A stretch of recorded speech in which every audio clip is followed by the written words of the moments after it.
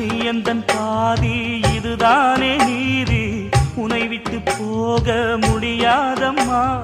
மறைந்தாலும் நான் மறு ஜென்மமே என்றும் தேடி வரும் சொந்தம் இது கண்மணி. அதை தள்ளிவிட நியாயம் என்ன கண்மணி. இது நீ இருக்கும், இது நீ இருக்கும் நெஞ்சமடி கண்மணி. இன்று யாரடிச்சு விம்முதடி கண்மணி.